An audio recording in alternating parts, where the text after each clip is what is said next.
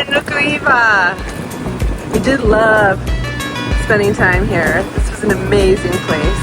Tuamotus are going to be dry and flat.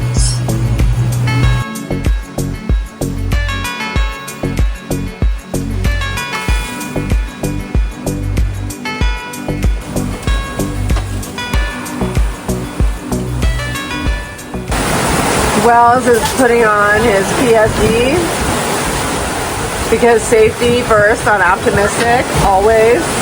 The sea state is pretty wretched as we head to the Tuamotu Islands.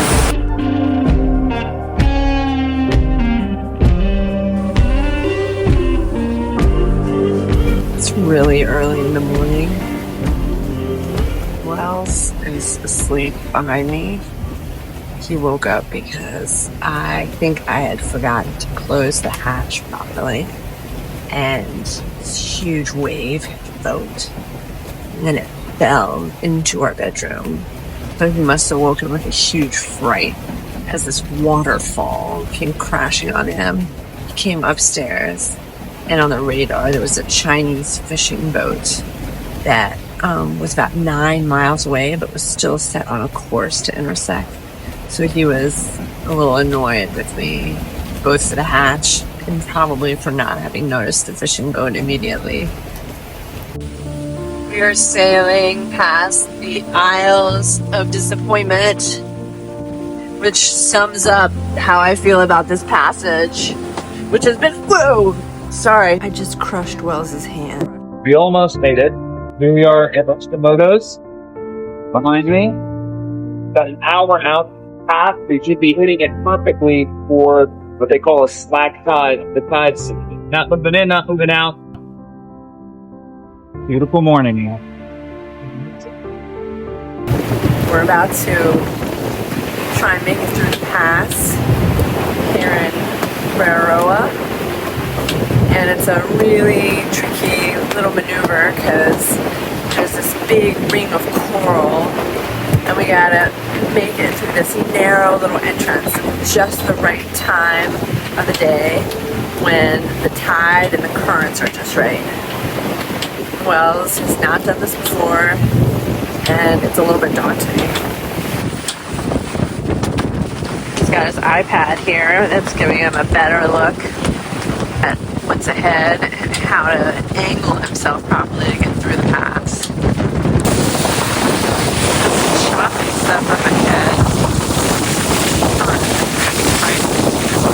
Oh, it's blowing really hard, yeah. Say hi. Crazy. Up front, and I have to look out for all the bombies. There are these huge coral heads that are sprinkled around this whole like minefield that we have to avoid. So we're going to be extra careful not to impale our hull on these. I feel like Odysseus tied to his mast, except for there's no sirens.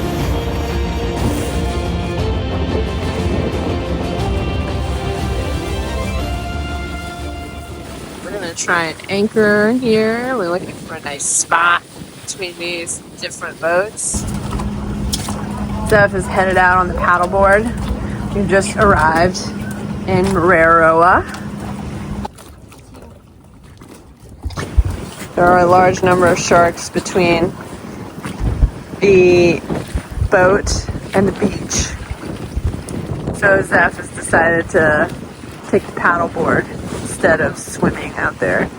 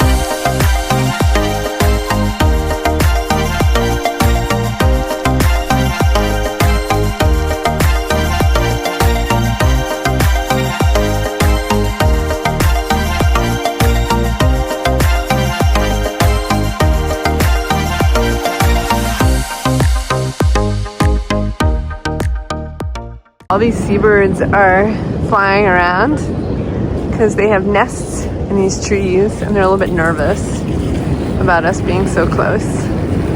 We're at the memorial or the monument to Kon-Tiki.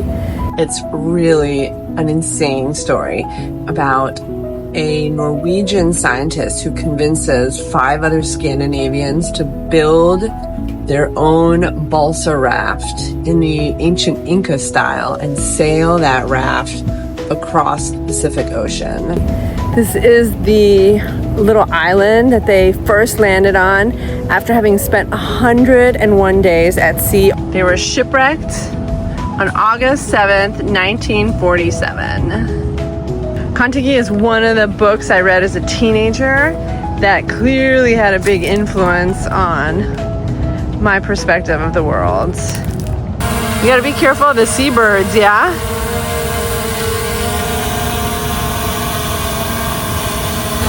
There's a bunch of birds flying around the drone right now.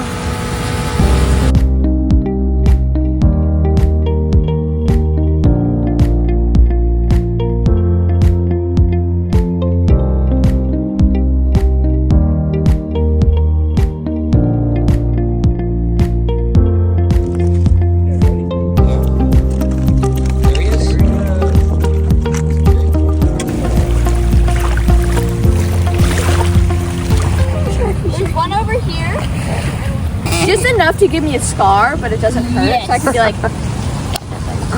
No, I want like a munch. I want like a munch on my hands. Where is bro, it? go. I want an absolute munch. So what are you trying to do? Trying to get bit by a shark. How likely do you think that is to happen? I don't know. Not very likely at all. Max was right next to it. If you I'm sorry, it scared you me. stayed put, then you wouldn't have had any issues there. That's your spoonful of rice? That is enormous. One spoonful. I said One spoonful, and then I found the biggest spoon. Holy mackerel. Wait, can I have some?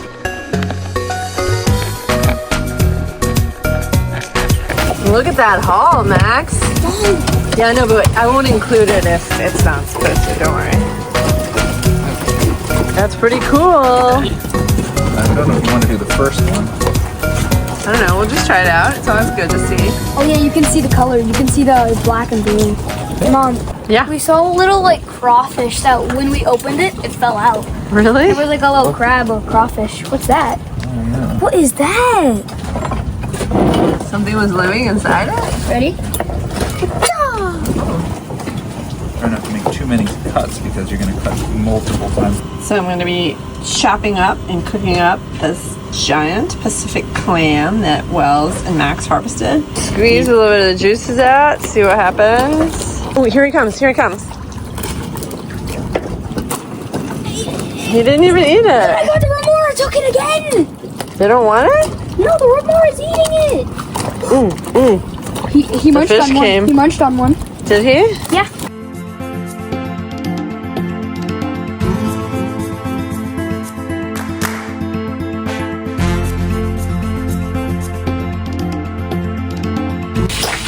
Wells is making bacon for Mother's Day. That's the kind of husband I am. This is the first time that we actually cook bacon on board, I think, ever.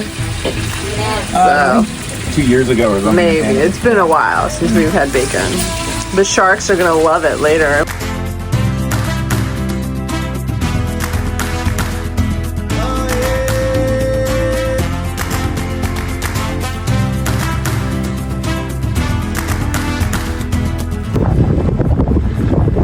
So what do you think about this fishing, Zeph? Caught a nice snapper here. It's a moray. Look at the little moray. They caught it. It's some kind of snapper. Usually, you know it's a snapper because of its fangs. Thanks. Yeah, it's fangs. Oh, okay. It's got a plethora of teeth. Oh yeah, you're right. It's got some really sharp teeth in there. That's why it's called a snapper. Who caught it? Zach. Oh. So the fish were on the line and then the shark went after it, or what? So like we were holding it and put it kind of in the water. Yeah. All of a sudden someone was like grabbing it. Like, oh my god, you got something else. Oh really? It was a moray. It was a moray? How'd you get rid of the moray? And we just get pulled harder. Ready, watch this. Okay. Don't put your hand in the water, Charlotte. Sashimi, some sashimi.